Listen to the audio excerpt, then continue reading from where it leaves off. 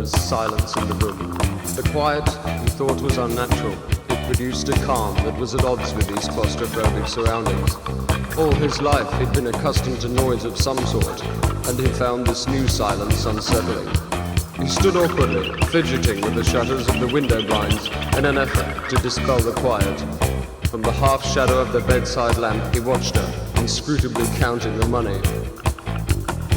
He'd begun by telling her about Isabel, how much he'd loved her and couldn't understand why their marriage was breaking up.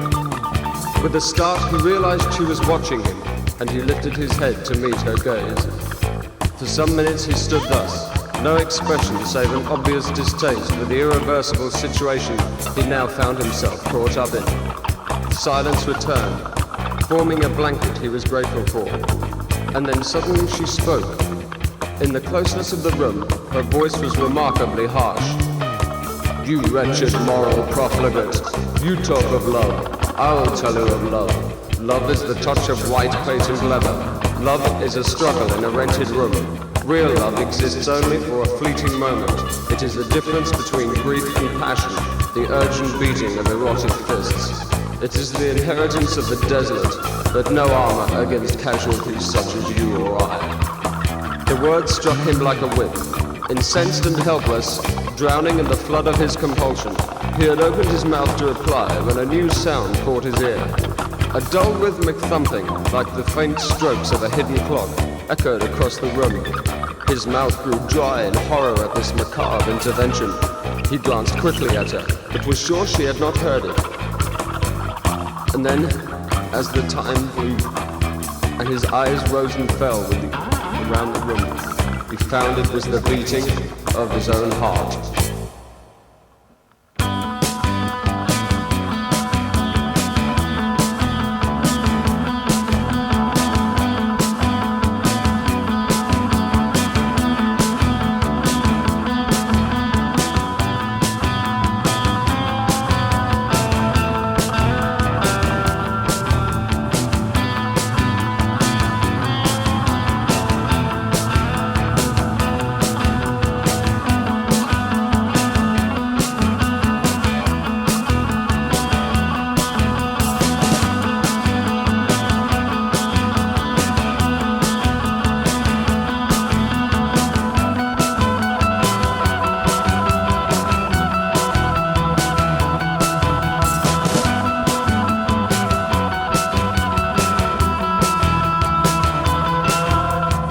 Looked up. She was preparing some new apparatus, fastidiously adjusting a set of worn leather thongs and drawing them tight against a long steel rail. He marveled at her efficiency and must have let slip some audible gasp, for she had turned to face him. He quivered, fearing another burst of her lethal rhetoric, but she was smiling. The blonde head moved, and he was reminded of Medusa, noticing the wild hair, a flaxen helmet alive with coiled, misshapen thorns, hovering uneasily atop the imperious mask beneath. Chrome gleamed at her side, and he transferred his gaze to the rail and harness, lingering over cracked leather coverings and intermittent areas of rusted metal. He wondered at this strange accoutrement and tried to imagine the series of collisions that had provided this Memento Mori with such a fatal acquisition. His watch told him an hour had passed, and he sighed heavily, knowing the time was near. The final adjustments completed, she tossed her hair, and rising abruptly pointed a hand at his mouth, tentatively tracing a figure-8 kiss. How like talons they are, he mused, and caught his breath in awe of the spectacle, and as the light fell, he watched the moving finger.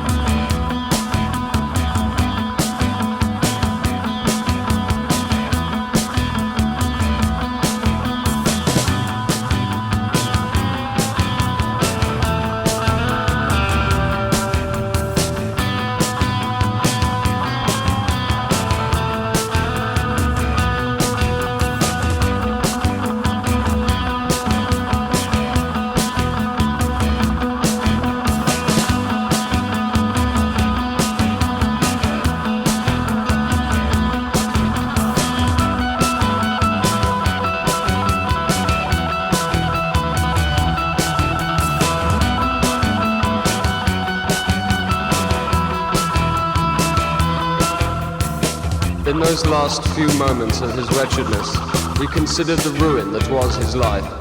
He remembered everything he'd built up or torn down. He remembered the red brick house from where he came. He remembered his father's strong hands that held him, the sweet, sickly smell of his mother's flesh, squeezing tight as she nursed him through thunderstorms. He recalled his wife, prostrate and bellowing on a hospital bed, and the slithering thing that was his son, fighting for the first breath of air.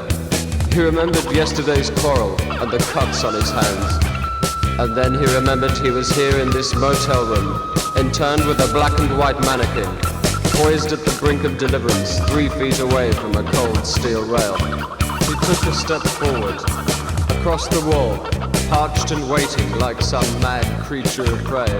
Her eyes, scarred lips gaped, exposing a fence of daggers.